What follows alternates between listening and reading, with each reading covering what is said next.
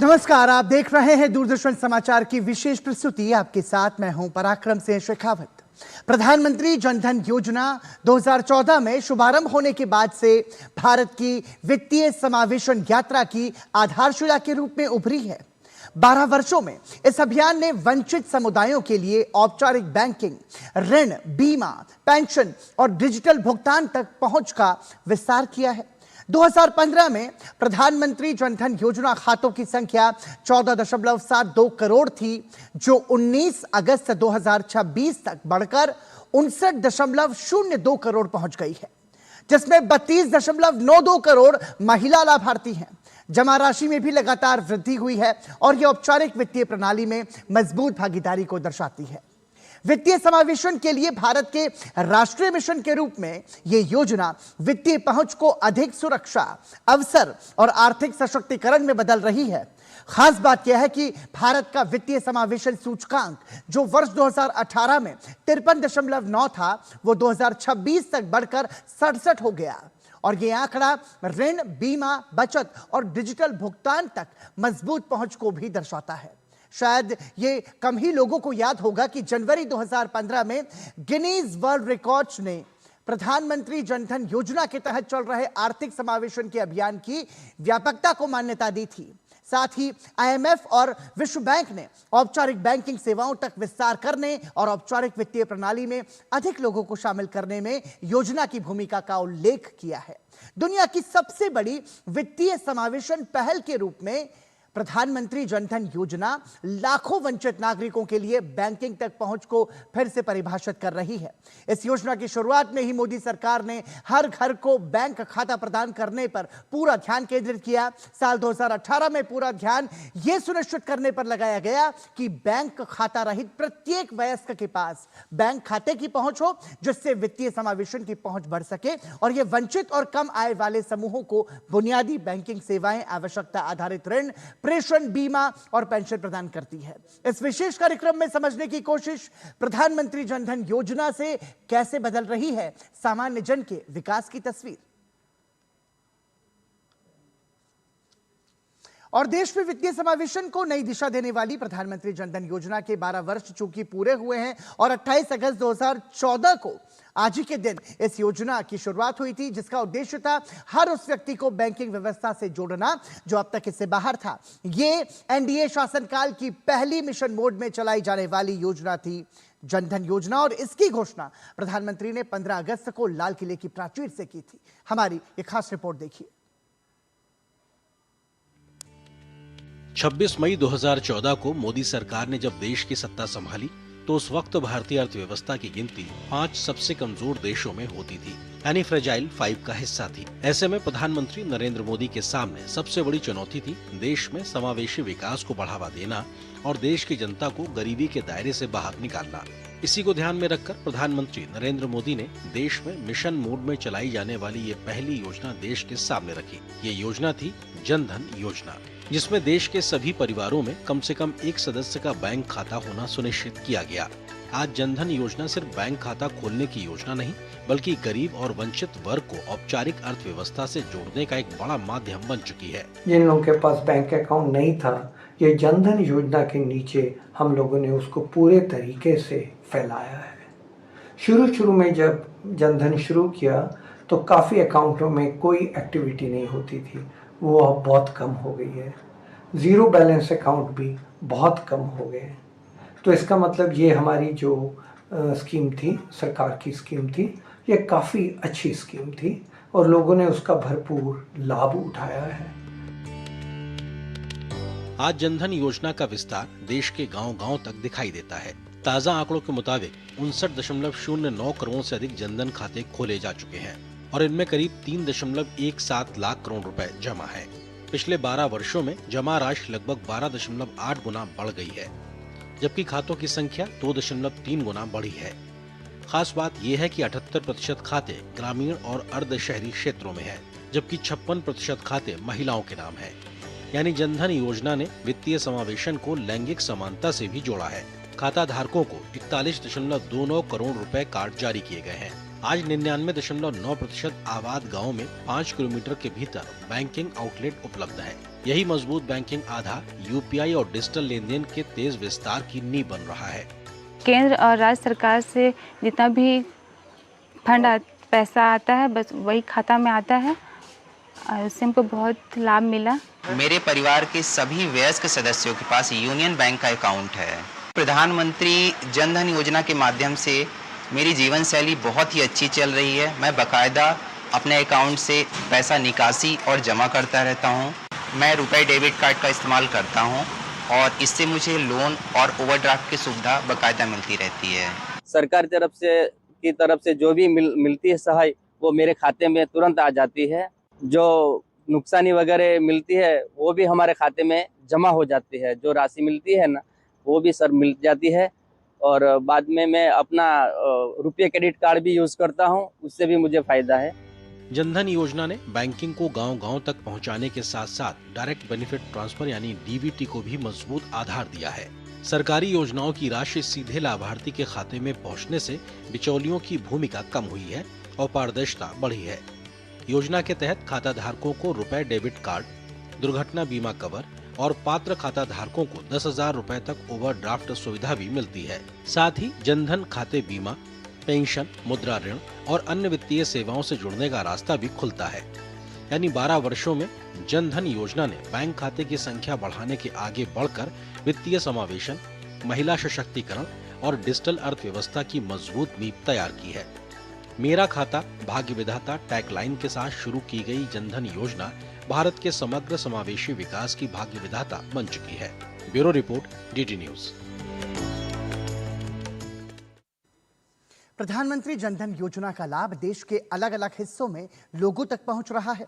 राजस्थान में भी इस योजना ने कई परिवारों के लिए बैंकिंग सेवाओं तक पहुंच आसान बनाने के साथ उनकी आर्थिक सुरक्षा को मजबूत किया है। इस योजना ने कस्बों और गांवों में रहने वाले लोगों की जिंदगी में भी बड़ा बदलाव लाया है। जो लोग पहले बैंक खाता नहीं होने की वजह से छोटी पूंजी के लिए साहूकारों पर निर्भर रहते थे, आज वही लोग बैंक्स में अपनी रकम जमा कर बचत पर ब्याज का लाभ भी उठा रहे हैं। जनधन के खाते अधिकतर ग्रामीण महिलाओं के लिए काफ़ी लाभदायक हुए हैं, जिनमें प्रधानमंत्री जीवन बीमा योजना है, प्रधानमंत्री सुरक्षा बीमा योजना है और जो सरकार की योजनाएं हैं वो सीधे उनके खाते में डीबीटी के माध्यम से जमा होती है। पहले ये काफ़ी समस्या थी, लेकिन ग्रामीण अंचल की महिलाओं के लिए इसमें काफ़ी फ़ायदा हुआ है। जैसे यूपीआई, फ़ोनपे, पेटीएम, इनके माध्यम से उनको काफ़ी सुविधाएं मिली हैं। पहले तो क्या था कि हमारे पैसे नहीं निकलते थे, अब की टाइम पर ऐसे हो गया कि फ़ोनपे चल गया, पेटीएम चल गया, कहीं से भी निकलवा सकते हैं, क्या भी कर सकते हैं। बैंक से बहुत सारा फ़ायदा हुआ है हमें और हम जब भी चाहते हैं तब पैसे निकलवा लेते हैं। हम और जो हम परिवार में रहते हैं ना तो हमारे गांव में निकलवा लेते, गांव में ले लेते। पहले ऐसे नहीं होता था, किसी को भी दे देते थे, लेने में मुश्किल होती थी, देते नहीं थे टाइम पे। और अब बाहर की टाइम पे हमारे गांव में ऐसी सुविधा हो गई बैंक से कि गाँव में ही निकलवा सकते हैं। जब हमको पता चला कि जनधन योजना का ये खाता खुलता है, इसमें सेविंग होती है, तो हमने सबने घर वालों ने सबने खाता खुलवाया और हम घर बैठे ऑनलाइन शॉपिंग कर सकते हैं, ऑनलाइन पेमेंट कर सकते हैं और इसमें गैस सब्सिडी आती है, दूध का पेमेंट आता है और छोटी मोटी सुविधा इसमें बचत भी होती है हमारी। जो भी हमारे पास पैसे होते हैं उनको हम बैंक में जमा करवाते हैं और जब ज़रूरत पड़ती है तब निकाल लेते हैं। इस योजना में से लोगों को बीमा का भी लाभ मिल गया, जैसे प्रधानमंत्री जीवन ज्योति बीमा योजना, प्रधानमंत्री सुरक्षा बीमा योजना, उनका भी उनको लाभ मिल रहा है। और एक न्यूनतम प्रीमियम में ही 2-2 लाख का 4 लाख का बीमा हो जाता है, जो कि मैं तो चाहता हूँ भाई सभी को करा लेना चाहिए। जो एलिजिबल है उनको सबको कराना चाहिए और बहुत अच्छी स्कीम है और सबसे कम प्रीमियम में यही सुविधा है। लिए खाता खुलवा के छोटी छोटी रकम से हमें ना कुछ पैसे इकट्ठे कर लेते हैं, जैसे बच्चों की आवश्यकता हो, पढ़ाई हो, घरेलू आवश्यकता हो, उसकी पूर्ति के लिए जो भी आवश्यकता होती है उसको पैसे छोटी छोटी इकाइयों में डाल के इकट्ठे करके उसको बाद में है ना यूज करने के लिए एक साथ यूज भी ले सकते हैं। जब भी हमारे को रिक्वायरमेंट होती है तो डाल देते हैं वापस और रिक्वायरमेंट नहीं होती है तो निकाल लेते हैं और हमारी छोटी छोटी आपूर्ति है ना टाइम से होती रहती है। तो प्रधानमंत्री जनधन योजना के 12 साल समृद्धि के 12 वर्ष रहे हैं, जिसने करोड़ों लोगों की जिंदगी में आर्थिक विकास किया है और सकारात्मक बदलाव भी लेकर के आया है। इसी पर चर्चा करेंगे। हमारे साथ जुड़ रहे हैं दो खास मेहमान। हमारे साथ मौजूद हैं नितेश रंजन, आप कार्यकारी निदेशक है यूनियन बैंक ऑफ इंडिया के, बहुत बहुत स्वागत आपका। साथ ही चर्चा में हमारे साथ जुड़ रहे हैं महेंद्र दोहरे, आप कार्यकारी निदेशक है सेंट्रल बैंक ऑफ इंडिया के, आपका भी बहुत बहुत स्वागत दोहरे साहब। सबसे पहला सवाल नितेश रंजन जी आपसे करना चाहूंगा। देखिए, महत्वपूर्ण यहाँ पर यह है कि 12 साल में सरकार द्वारा लगभग 59 करोड़ जनधन खाते खोले गए। क्या ये भारत में वित्तीय समावेशन की सबसे बड़ी तस्वीर है? पराक्रम जी, बहुत बहुत धन्यवाद, आपने इस कार्यक्रम में मुझे बुलाया। सबसे पहले तो मैं यह कहना चाहूंगा कि यह भारत ही नहीं, विश्व में, पूरे विश्व में वित्तीय समावेशन की एक अनूठी पहल। जैसा कि आपने अपने रिपोर्ट में भी अभी बताया कि IMF हो या वर्ल्ड बैंक हो, इन्होंने भी इसकी सराहना की है। 2021 में जब हम 78% पे पहुंच गए थे, उस टाइम वर्ल्ड बैंक की एक रिपोर्ट आई थी जिसमें उसने कहा था कि भारत ने जो 6 वर्ष में हासिल किया है, तो कई सारे देशों ने उसको हासिल करने के लिए 50 वर्ष लगा दिए जी। तो ये डेफिनेटली जो है एक अनूठी पहल है वित्तीय समावेशन में। और पहला जो हमारा चरण था वो खाता खोलने का था। उसके बाद जैसा हमने लाभार्थियों से सुना, उसके बाद बीमा योजना हो, पेंशन योजना हो, उसका लाभ मिला और उसका डिजिटलीकरण हुआ। अभी तीसरे चरण में जो है हम सशक्तिकरण की ओर बढ़ रहे हैं। अब हमारे पास जो उनका डेटा अवेलेबल हो गया है, उसके आधार पे अब उनको हम ऋण भी उपलब्ध करा रहे हैं, वो मुद्रा योजना हो, स्वनिधि योजना हो या डिजिटल कैश असेसमेंट के बेसिस पे। तो मैं तो जरूर कहूंगा कि भारत ही नहीं, पूरे विश्व के लिए जो हमारी प्रधानमंत्री जनधन योजना है, यह एक विशाल कदम था और एक अनूठी पहल। बिल्कुल ठीक है। अगला सवाल दोहरे साहब आपसे करना चाहूंगा।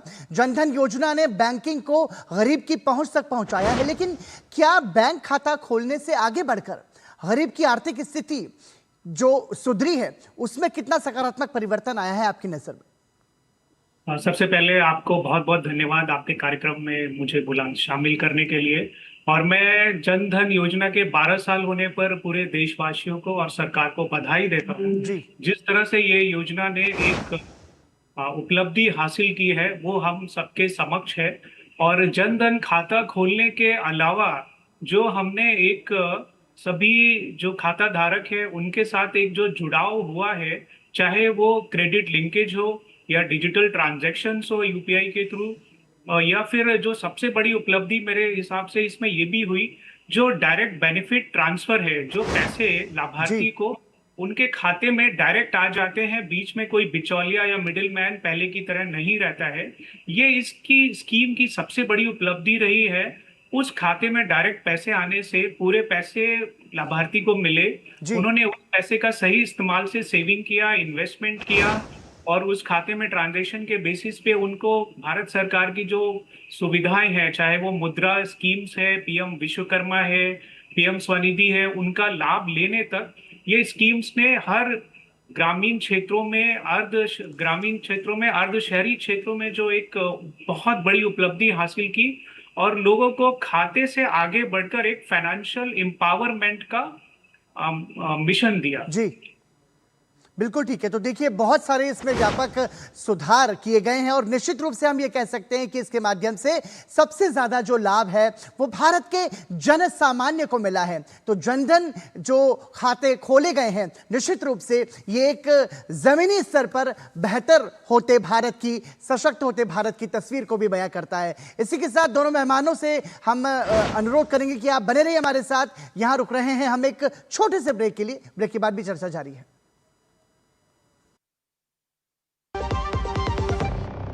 जरा सी हंसी दुलार जरा सा,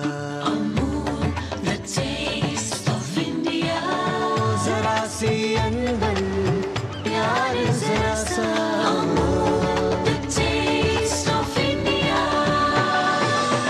यही तो अमूल है स्वाद इंडिया का, यही तो अमूल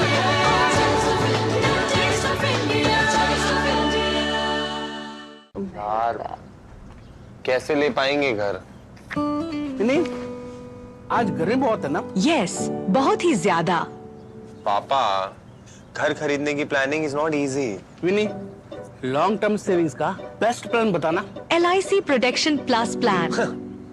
LIC और सेविंग्स? यस, इसमें इंश्योरेंस और फंड्स दोनों में इन्वेस्ट करके गोल्स के हिसाब से सम अश्योर्ड एडजस्ट कर सकते हो। LIC Protection Plus Plan. Future insured, growth assured. मेरी पसंद, मेरी पसंद, मेरी पसंद, मेरी पसंद, हमारी पसंद, हम सबकी पसंद। मजबूत देश का मजबूत सरिया हो गया स्टील।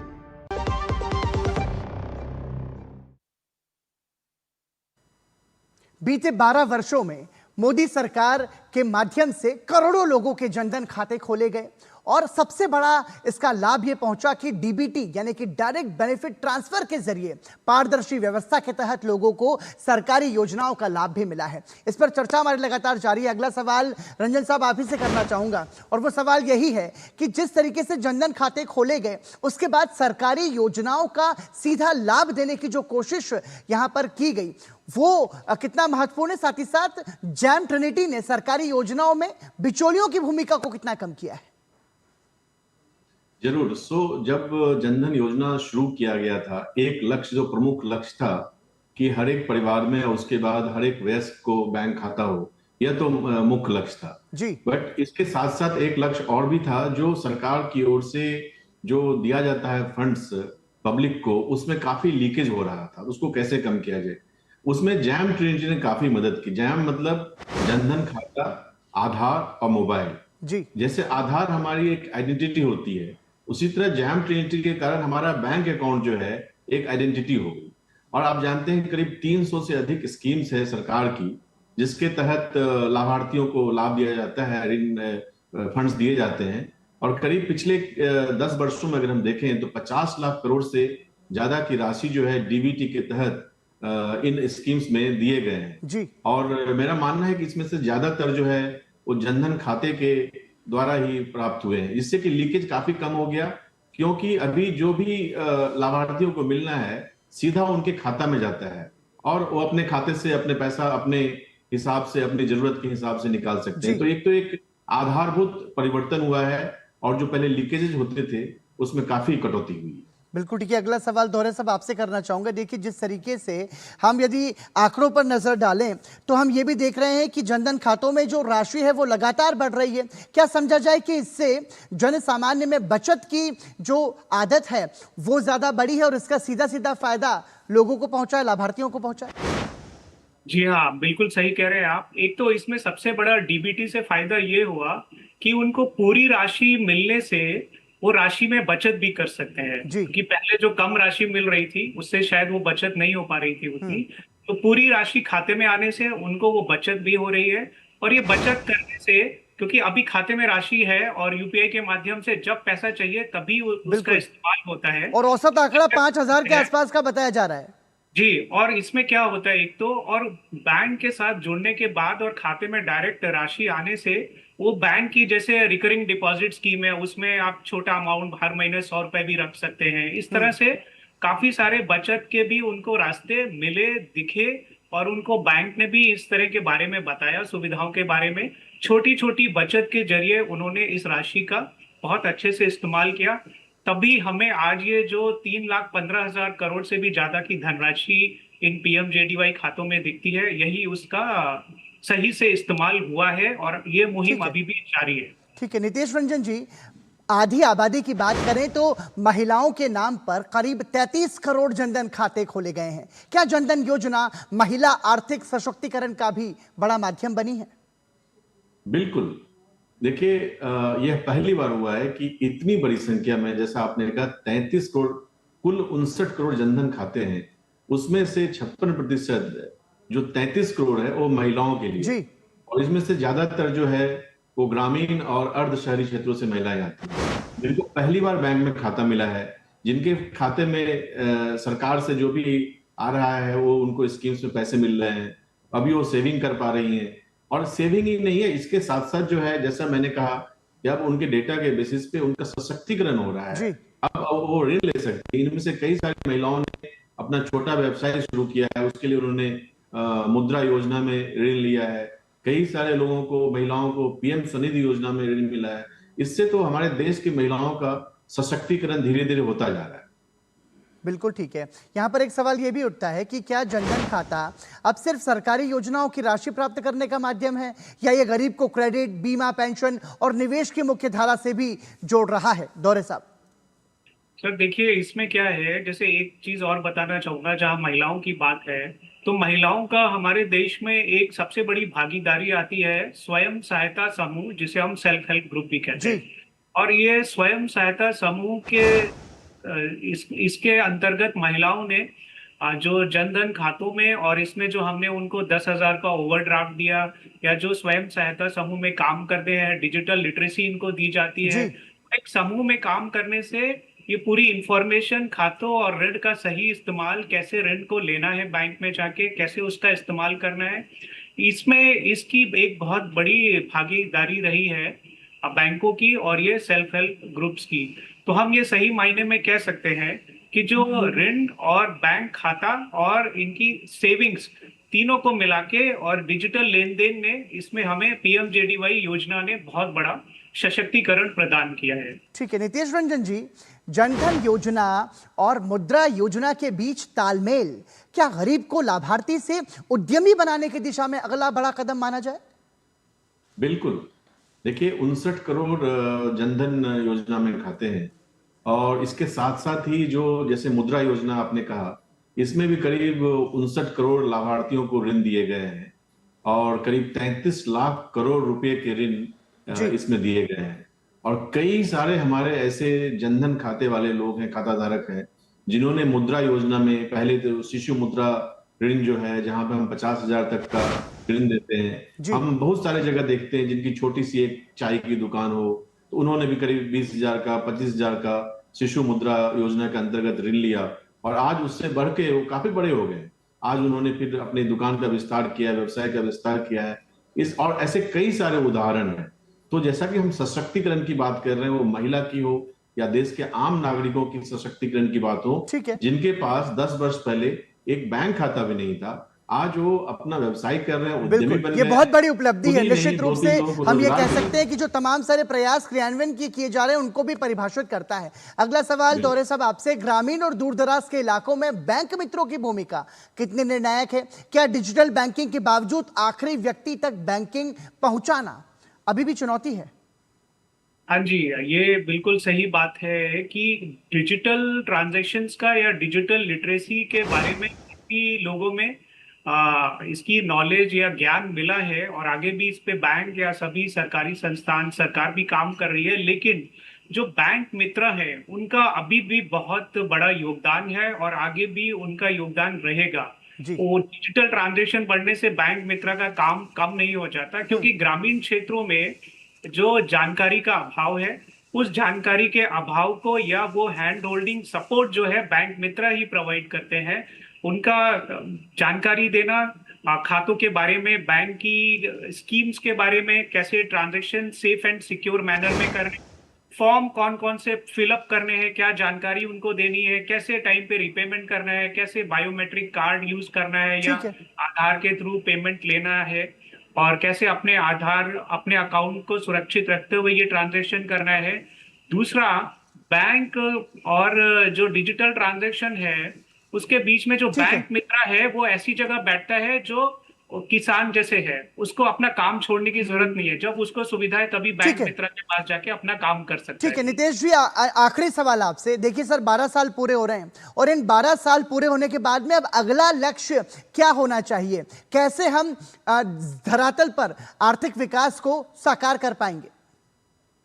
देखिए, जो हमारा विकसित भारत 2047 का प्रधानमंत्री जी ने जो सपना संजोया है, इसको हमको अचीव करने के लिए यह बहुत आवश्यक है कि देश के हर नागरिक को हम आर्थिक व्यवस्था से, औपचारिक आर्थिक व्यवस्था से जोड़ सकें। और इसके लिए जनधन योजना, मुद्रा योजना ने बहुत अच्छा काम किया है।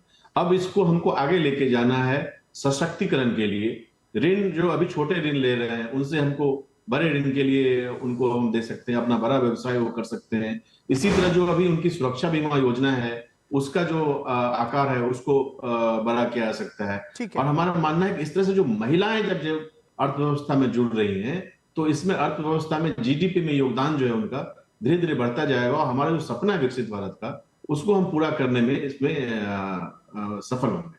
प्रधानमंत्री जनधन योजना के सफल 12 साल और प्रयास यही होगा कि आने वाले समय में इससे और ज्यादा बेहतर करें और सर्वजन हिताय सर्वजन सुखाय की युक्ति को भी हम चरितार्थ कर सके। बहुत बहुत धन्यवाद नितेश रंजन जी, बहुत बहुत धन्यवाद महेंद्र दोहरे जी इस चर्चा में हमारे साथ जुड़ने के लिए। और इसी के साथ उम्मीद हम ऐसी करते हैं कि सरकारी जो तमाम सारी योजनाएं हैं वो अंत्योदय के लक्ष्य को साकार कर सके और एक समृद्ध और विकसित और सशक्त भारत की तस्वीर को भी हम साकार कर सके। दूरदर्शन की इस विशेष प्रस्तुति में अभी के लिए इतना ही। हमें और हमारी पूरी टीम को दीजिए अनुमति। नमस्कार।